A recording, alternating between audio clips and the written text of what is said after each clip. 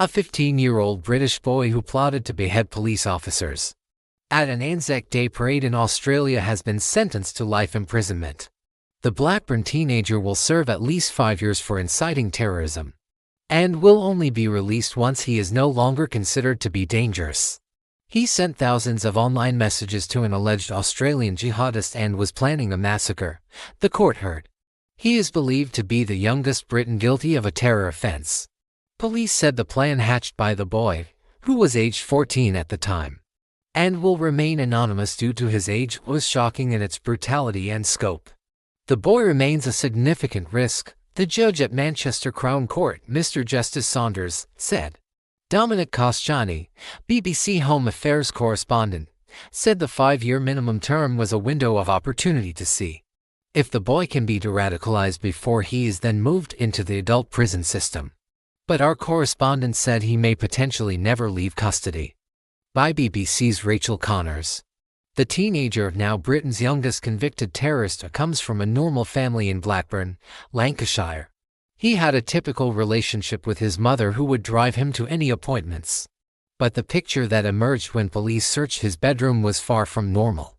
On the windowsill they found a wooden box labeled Islamic State in the way a teenager might carve out the name of a pop idol. But it was what detectives found within encrypted messages that revealed Australia was just days away from experiencing a violent terrorist attack orchestrated by the schoolboy.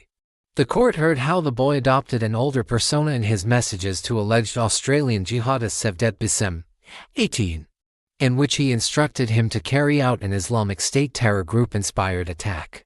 They had been put in touch by a well-known Islamic State recruiter, Abu Khalid al-Kambodi, also an Australian. The plot, hatched from the bedroom of the Lancashire teenager's suburban home earlier this year, was for Mr. Basim to run over at least one police officer and then behead them with a knife at the Remembrance Parade in Melbourne, Manchester Crown Court heard.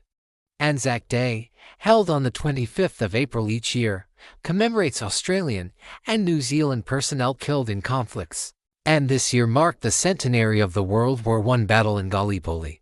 In one exchange of messages, the teenager suggested Mr. Basim get his first taste of beheading by attacking a proper lonely person. The pair would in all probability have succeeded had British police not accessed material on the boy's phone and alerted Australian police, the court had heard. The boy later told his psychiatrist it would be a massacre. Mir Basim is awaiting trial in Australia next year. Wearing glasses and grey trousers and shirt, the boy sat impassively as his sentence was read out, before hugging his tearful parents and family members in turn, and being led away. Sentencing the teenager, Judge Mir Justice Saunders said the youth would have welcomed the notoriety had the plot succeeded. He said it was chilling that someone who was only 14 years old at the time could have become so radicalized that he was prepared to carry out this role, intending and wishing that people should die.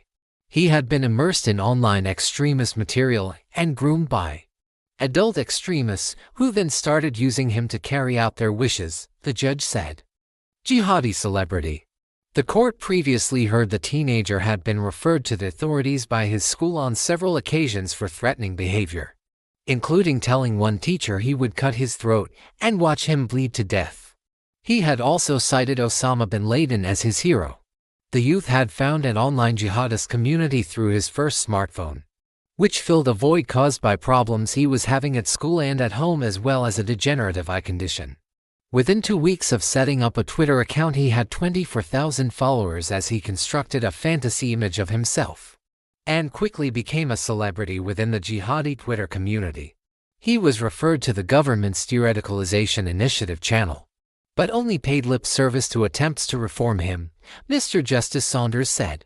He said no doubt lessons can and have been learnt about how his case might have been handled, but he stressed the blame lay entirely with those extremists who were prepared to use the internet to encourage extreme views in a boy of 14 and then use him to carry out terrorist acts.